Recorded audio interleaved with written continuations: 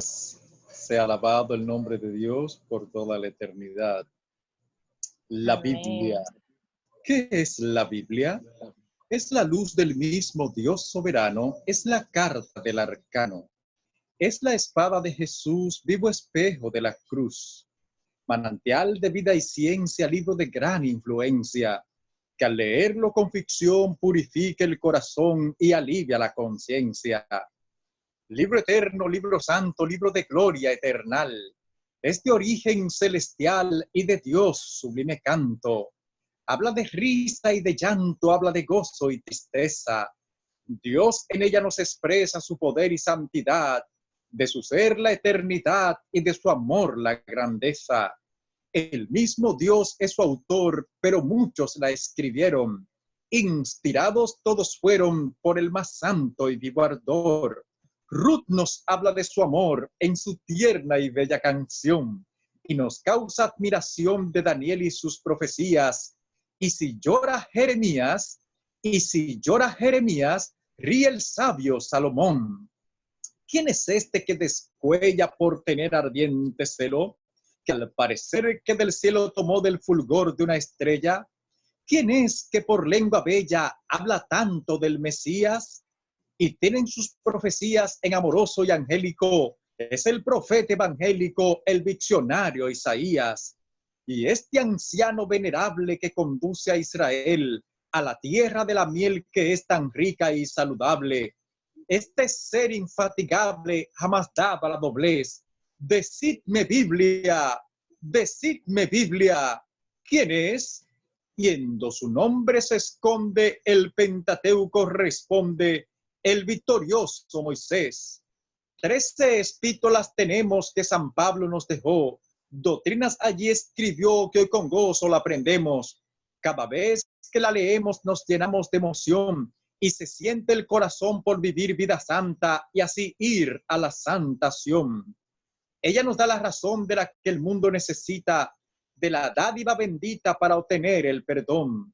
Este cántico divino, este poema de amor, tiene por tema al Señor, que por su gracia redime a todo aquel que aproxime su transido corazón. ¡Oh, qué libro tan hermoso! ¡Oh, qué libro tan perfecto! Léelo y serás correcto. Vívelo y serás dichoso. Sus letras destilan gozo, su mensaje es de amor. Es la gloria del Creador, del invicto Jehová, que siempre ha sido y será, que siempre ha sido y será de los libros el mejor. Bien, alabamos el nombre de Dios. Amén. Aquilino, a ti también te quiero ver en caridad recitando. Cuando todo es... Tenemos esos dos artistas ya invitados a una sociedad de jóvenes. Bueno, siempre que Dios nos dé nos preserve la vida y nos dé la oportunidad, será un inmenso placer servir. Muy bien, vamos a entrar una vez en materia. Hoy tenemos la profecía de las 70 semanas de Daniel, capítulo 9. Vamos a hacer un recuento de lo que ha sido el capítulo 8 de este importante libro, muy grandioso, el libro del profeta Daniel. Y en el capítulo 8 nosotros pudimos ver la continuación de los reinos sucesivos del capítulo 2 y del capítulo 7. Encontramos al carnero con los dos cuernos, los medos y los persas, al macho cabrío, el rey de Grecia, al cuerno notable, Alejandro el Magno. Encontramos el cuerno pequeño que creció mucho al sur, hacia la tierra gloriosa, Roma papal, y encontramos la obra que hizo el cuerno pequeño de perseguir y quebrantar a los hijos de Dios. Ya había mudado los tiempos y la ley, según Daniel capítulo 7, verso 25. Y la hazaña más grande que había hecho el cuerno pequeño es que había profanado el santuario. Dice la palabra en Daniel 8 que había echado por tierra la verdad y el lugar de su santuario también fue echado por tierra. Dice que hizo cuanto quiso y prosperó el engaño en su mano. Así que Daniel estaba muy preocupado por todas las blasfemias que había hablado el cuerno pequeño y por haber profanado el santuario, que es el lugar perfecto de salvación que Dios ya desde la antigüedad había trazado para la raza humana. Si nosotros vemos en Éxodo 25, el verso 8 dice, y harán un santuario para mí y habitaré en medio de ellos. De manera que Dios siempre quiso que existiera un santuario porque su plan es habitar en medio nuestro. Entre otras cosas, las verdades que fueron pisoteadas fueron las verdades de los mandamientos de la ley de Dios, el cuarto mandamiento de manera específica que ordena observar el sábado como día de descanso. En ese tiempo de la edad oscura, comprendido entre el año 538 hasta el año 1798, 1260 años de persecución papal.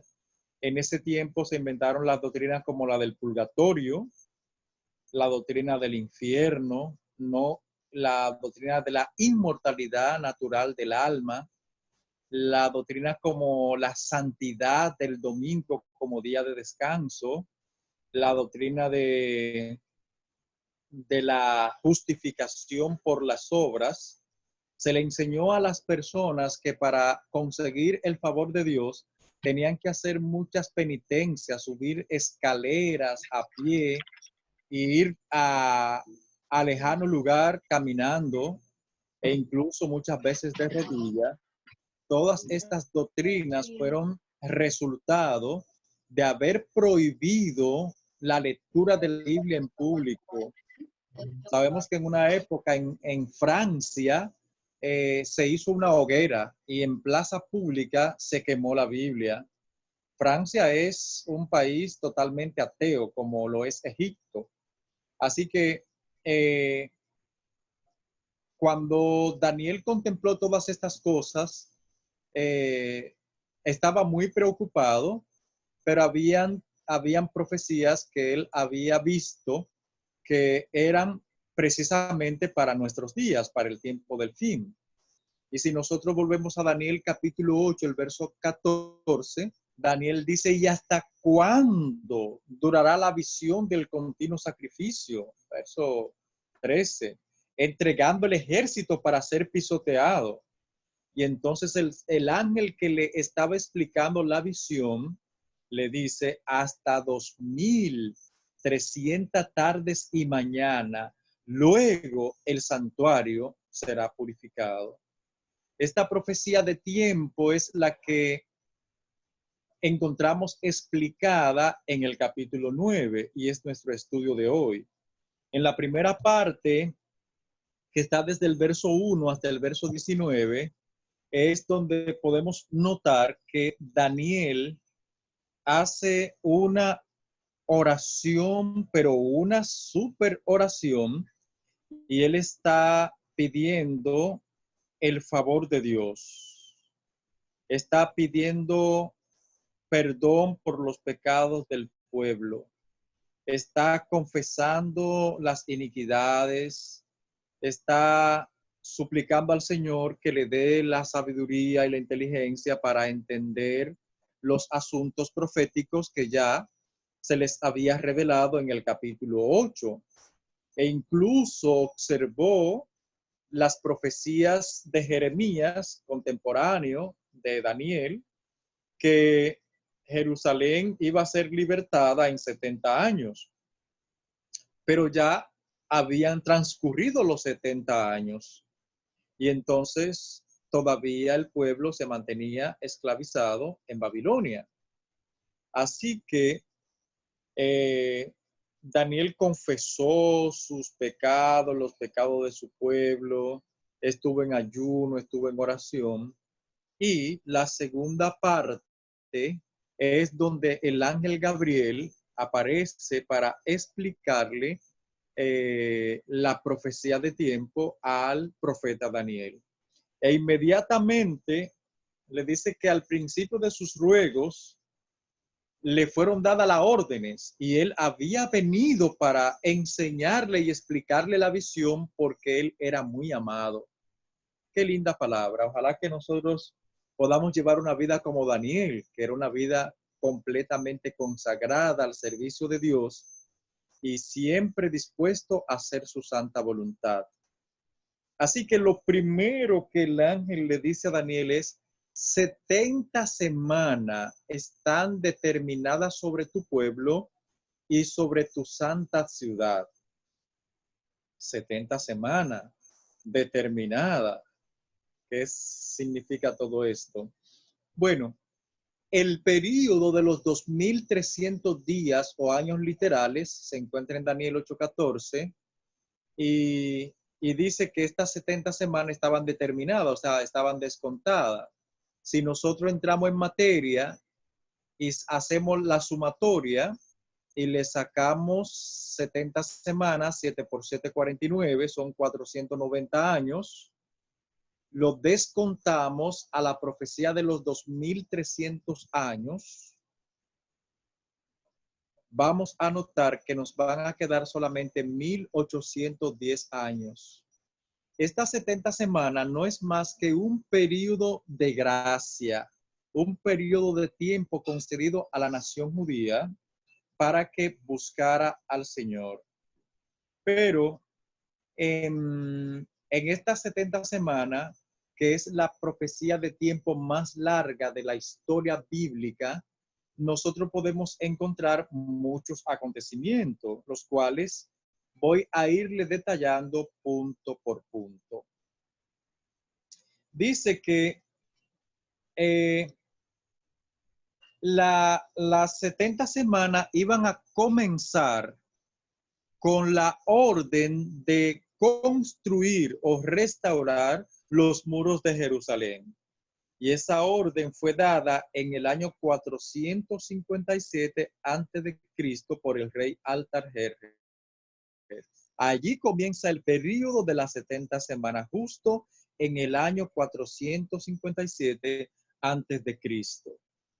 Dice que por una semana ese decreto fue dado y alcanzó desde el año 457 hasta el año 408. Recuerden ustedes que estamos contando al revés, como quien dice.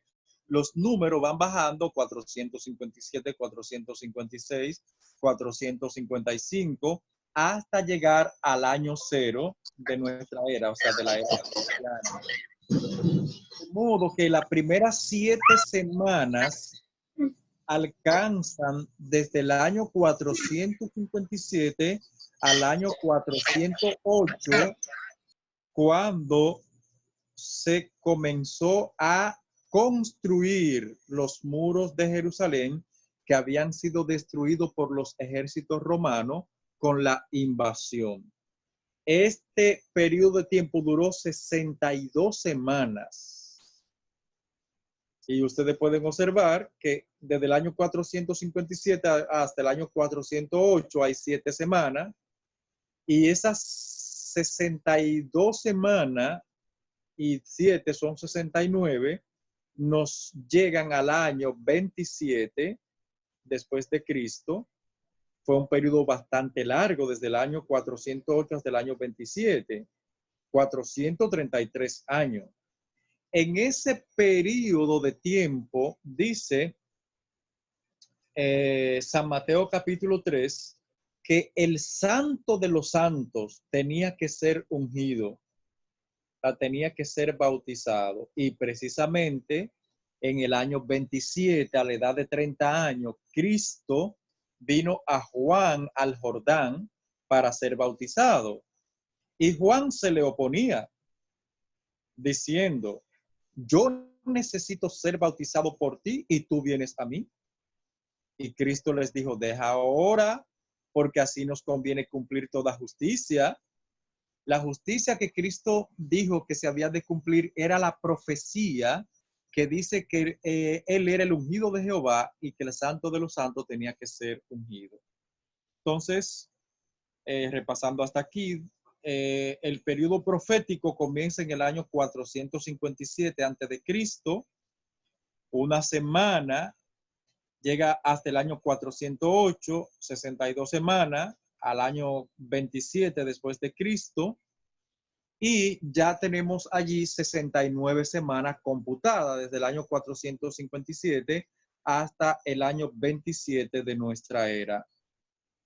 Entonces, ¿qué pasa? Que todavía queda una semana para completar las 70 semanas. Dice que a la mitad de la semana haría cesar el sacrificio y la ofrenda. ¿Qué pasó a la mitad de la última semana? En el año 31 a los 33 años de la vida de Cristo, dice que se quitó la vida al Mesías. Llegó el tiempo y el tipo se encontró con el antitipo y entonces Cristo fue crucificado en un madero. Dice la palabra profética que en ese mismo instante se iba a sacrificar el cordero, la ofrenda de la tarde en el santuario. ¿Y qué pasó? Al sacerdote se le cayó el cuchillo y el cordero quedó libre, totalmente libre, porque se estaba sacrificando el verdadero Cordero de Dios que quita el pecado de toda la humanidad. Se llama Jesús de Nazaret. Entonces, falta todavía la mitad de la semana, que nos llega desde el año 31 al año 34. ¿Qué pasó en el año 34? En el año 34 ocurrió un acontecimiento que marca la historia de la iglesia primitiva, de la iglesia apostólica, de la iglesia cristiana desde el principio. Y fue el apedreamiento de Esteban, uno de los discípulos de Cristo. Dice que apedreaban a Esteban mientras él invocaba el nombre de Jesucristo. Y Esteban tuvo la misma actitud que tuvo Cristo cuando fue muerto en la cruz. Esteban dijo, veo, Señor, recibe mi espíritu y no le tomes en cuenta este pecado.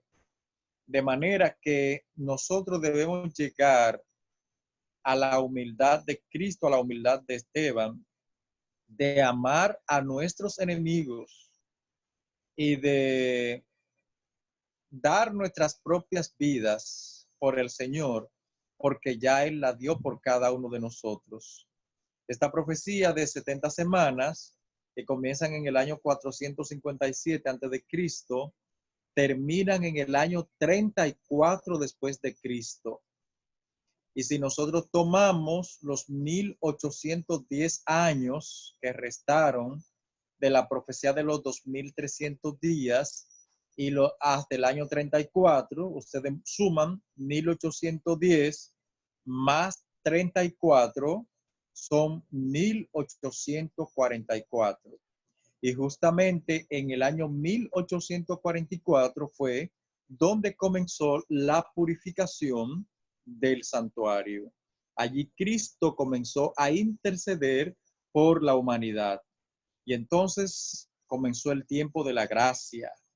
Ya hay oportunidad para todo el pecador que se arrepienta y que venga a los pies del Salvador. Recibe el perdón de sus pecados. En este tiempo, en 1844, se creía, los cristianos de aquella época creían que Jesús venía a la tierra. Pero en realidad se interpretó mal la escritura porque el lugar que iba a ser purificado no era la tierra, sino el lugar santísimo del santuario celestial. Por tanto, Jesucristo pasó del lugar santo al lugar santísimo a comenzar su obra de juicio investigador o su obra de mediación para con la humanidad. Dice que si alguno hubiere pecado, tenemos un abogado para con el Padre, a Jesucristo el justo. y dice que hay un Dios y un mediador entre Dios y los hombres, se llama Jesucristo hombre. Este chasco que sufrió la iglesia en 1844 era un chasco que estaba profetizado en la Biblia. Era un chasco que estaba profetizado en la palabra de Dios. Cuando nosotros entremos al libro de Apocalipsis y veamos el capítulo 10, vamos a ver más detenidamente lo que aconteció en 1844, pero hoy podemos nosotros señalar que este chasco lo sufrió el antiguo Israel, lo sufrió la iglesia apostólica y también tenía que sufrirlo la iglesia remanente para el tiempo del fin. Les señalo que en el libro de Éxodo, en el capítulo 15, nosotros encontramos que 3 días después de la liberación de los judíos de la esclavitud egipcia, ellos a lo lejos miraron unas palmeras y vieron un gran río, pero ya hacía 3 días que ellos no habían tomado agua. Y todo el mundo se volcó y se precipitó a las aguas. Y sin embargo, las aguas estaban amargas. Gran chasco sufrieron ellos con las aguas de Mara, aguas amargas. Y dice que allí Dios lo probó, les dio estatutos y les dio leyes. Asimismo, al tercer día de la muerte de Cristo, Cleofas y otro de los discípulos iban camino a Emmaús y iban lamentándose porque ellos pensaban que Cristo habría de establecer un reino terrenal. Y entonces Cristo mismo les apareció en persona y le preguntó que qué plática tenían ellos en el camino. Y ellos le dijeron, tú eres el único forastero que no sabe todo lo que ha acontecido en Jerusalén. De Jesús, el varón perfecto que anduvo haciendo bien, que los crucificaron nuestros gobernantes. Y ahora ya es el tercer día. Y nosotros esperábamos que él iba a redimir a Israel. O sea, estaban esperando, habían interpretado mal las escrituras y esperaban que Cristo estableciera un reino terrenal. Estaban en gran angustia y en gran chasco. Asimismo sucedió con el movimiento millerista del 1844. Pensaban que el lugar que iba a ser purificado era la tierra y vendieron sus propiedades, vendieron sus casas y todos estaban listos para encontrar al Señor de la gloria. Sin embargo, sufrieron un gran chasco porque el lugar que iba a ser purificado no era la tierra, sino el segundo departamento del santuario, y Cristo pasó a aquel lugar y está allí intercediendo por la raza humana. Alabado sea el nombre del Señor. Esta profecía es fantástica, es maravillosa, es muy importante. Yo sé que ustedes de plano no la van a entender así de plano, pero estudiándola despacio, detenidamente, vamos a lograr una correcta comprensión y vamos a permitir que el Cordero de Dios, que es quien está revelado allí en las profecías de Daniel y de Apocalipsis, nazca cada día en nuestros corazones, transforme nuestras vidas de gloria en gloria a la misma semejanza divina. El Señor nos bendiga.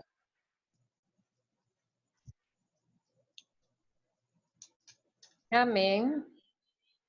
Bueno, yo escribí en el grupo